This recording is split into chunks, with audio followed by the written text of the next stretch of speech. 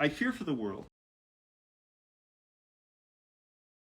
So I made BuzzBox because I feel that we're losing our ability to grasp information in a coherent, truthful, human-specific way. Instead, we're getting spoon-fed a really seductive dopamine way, right? We're being victims of dopamine programming, right? The degree to which the degree to which we're trained to think buying the handbag, the shoes, the objects, the furniture, the car is going to, I don't know. It's so branded and so, we're so triggered to automatically react because of the visual training with all these seductive images for that stuff, right? And that same training goes into the sort of, I think, into the evangelical church. Really, they've copied, all these studio and TV tropes in order to look slick and to have these giant bands. It's an entertainment parade show. So entertainment is really disinfotainment, right? It's not. It's infotainment that's intentionally trying to disinform you.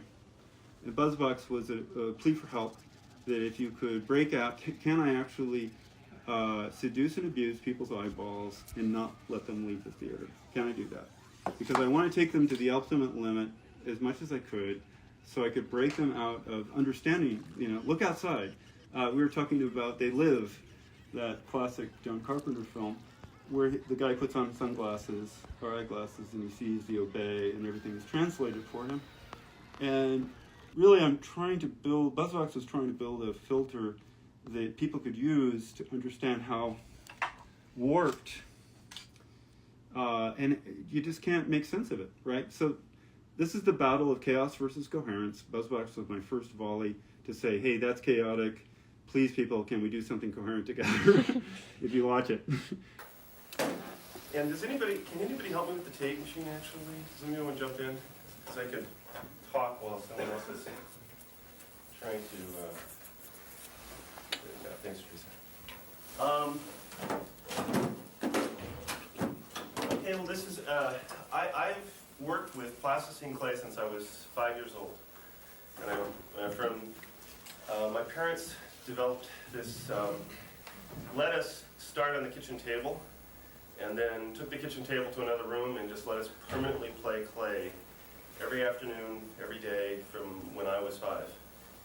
We called it Claytown, my 2 sisters and I. Anyway, on my 8th birthday, we of course had cake and candles and the rest of it, but I think it was Shelley who put together a clay birthday cake, because we of course would do all kinds of things in our real lives and we'd bring them back to Claytown.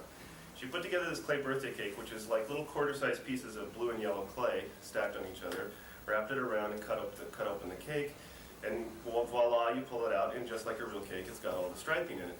But I never really put it together that clay could do that until that point, and I remember that moment very clearly as being, there's something very magic there.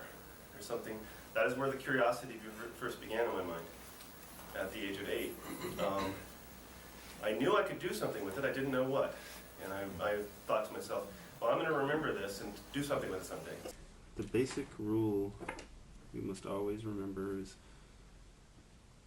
if a knife is cutting 90 degrees to a shape, and that shape is going straight back from the camera away from that knife, there's almost no animation going on. In this case, because this has been roughly put together, these lines are not precise, there's a little bit of animation, but that's mostly random. Principle of Animation 101 is, as you move your lines to a 45 or to some other degree, you begin to get animation. You get motion from one side to the other, from left to right here.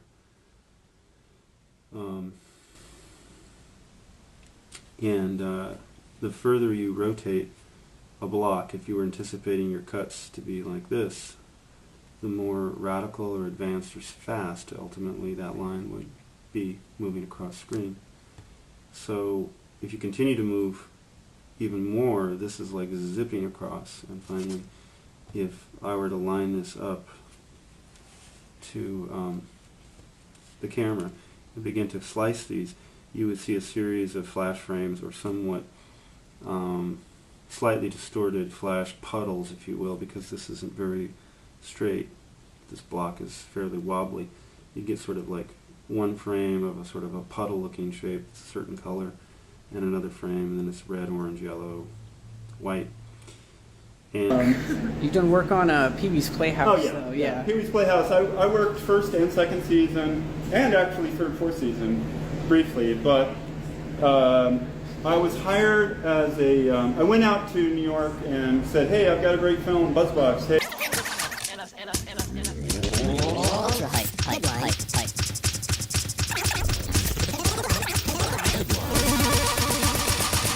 The Sergeant York area says that.